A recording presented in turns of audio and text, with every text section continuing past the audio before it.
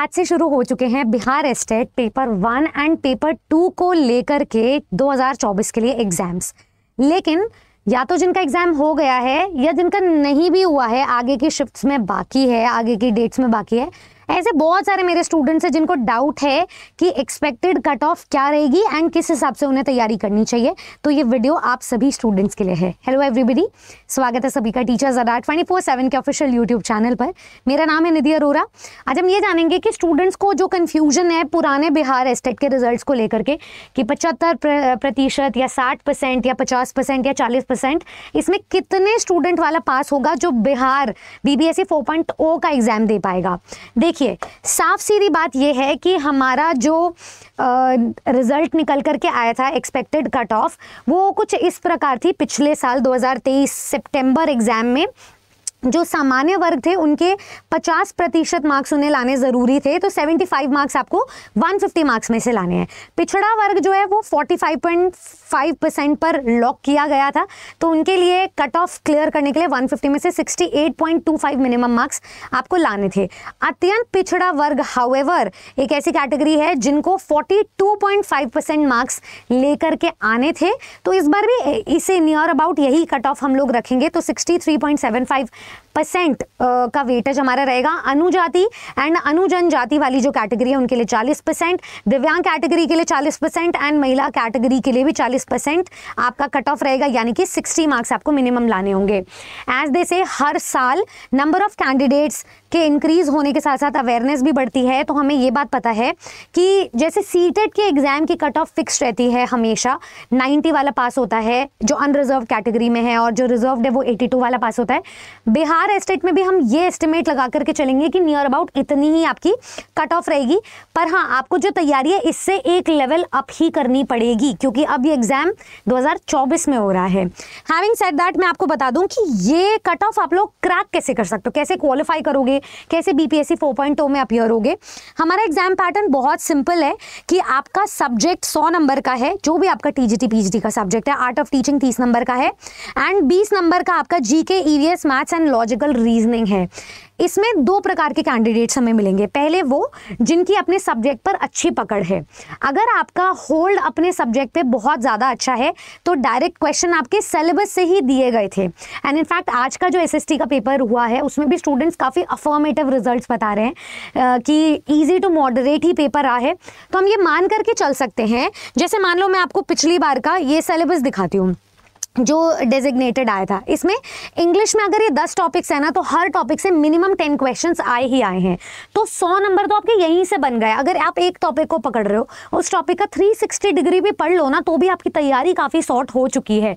तो ऐसे ही अपने सब्जेक्ट में जो डेजिग्नेटेड सिलेबस है उसको पक्का कर लो, तो इसमें आप 100 में से मिनिमम 60 से 70 नंबर तो ले ही आओगे। उसके बाद आपको 5 से 10 नंबर इस पूरे पर मेहनत करने की ज़रूरत है। Now speaking of art of teaching, ये सीटेट का एक एडवांस्ड वर्जन है, सीटेट का एक एडवांस लेवल है। कुछ टॉपिक्स आप पहले से पढ़ चुके हो, कुछ टॉपिक्स अब आप इसमें पढ़ोगे नए। तो जो भी स्टूडेंट्स आर्ट ऑफ टीचिंग पढ़ रहा है, बस ये मान करके चले कि पॉजिटिव नेगेटिव टैग वर्ड से काफ़ी वो चीज़ों को और प्रॉब्लम को सॉल्व कर सकता है। नेक्स्ट हम बात करते हैं GK EVS maths and LR। ये उसमें मतलब इस डोमेन में वो स्टूडेंट्स माहिर होंगे जो ऑलरेडी TGT PGT या PRT का एग्जाम्स दे रहे हैं, क्योंकि हर एक टीचिंग एग्जाम के पेपर 1 में एक ऑल राउंड डेवलपमेंट चेक की जाती है इन डोमेन से। इसमें लैंग्वेज भी होती है, बट बिहार एस्टेट में लैंग्वेज नहीं है। तो अगर आपका पेपर 1 मतलब अपने सब्जेक्ट पर होल्ड है, माय बैड, पेपर 1 नहीं, अगर आपका अपने सब्जेक्ट पर होल्ड है तो आप 100 में से 60 से 70 आराम से स्कोर कर लोगे गिवन द सिलेबस। बहुत कोई आपका एडवांस लेवल नहीं है, प्लस क्वालिफाई करके आपको अब अपने नेक्स्ट अटेम्प्ट के लिए जाना है। ये एग्जाम आपको नौकरी नहीं दिला रहा है, योग्य बना रहा है।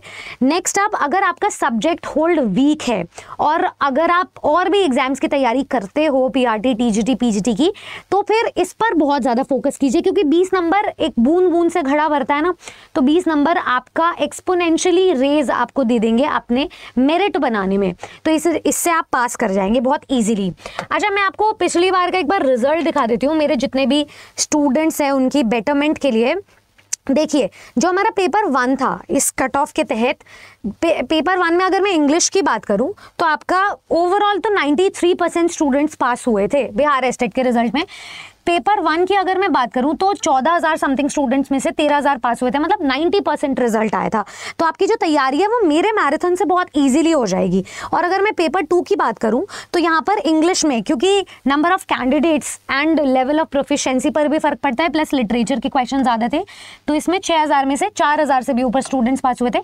70% से भी ज़्यादा रिजल्ट है, पीजीटी के हिसाब से काफ़ी अच्छा है। तो अब मेरा सजेशन यही रहेगा कि आपको अगर एक अनरिजर्व्ड कैटेगरी वाली तैयारी करनी है ना, चाहे आप किसी भी कैटेगरी के आते हो, आप टारगेट अगर ये कर रहे हो तो आप प्यार से पास हो। अगर आप जनरल कैटेगरी के हो, सामान्य वर्ग के, तो आप 100 नंबर की तैयारी करके चलो, ताकि यही फाउंडेशन का जो 70 to 80% है वो आपको बीपीएससी 4.0 में तो हेल्प करेगा ही। ये नॉलेज आपकी वेस्ट नहीं जाएगी। हाउएवर टीचर्स अड्डा 24/7 यूट्यूब चैनल पे जब आप जाएंगे, इसी पर्टिकुलर चैनल पे, तो मेरी बहुत सारी मैराथन्स है। आप इंग्लिश बाय निधि अरोरा या बिहार एस्टेट सर्च करेंगे तो आपको मेरी क्लासेस दिख जाएंगी। जैसे मैं आपको बिहार एस्टेट इंग्लिश बाय निधि अरोरा दिखा देती हूँ, आप यहाँ से मेरी क्लासेस देख सकते हैं।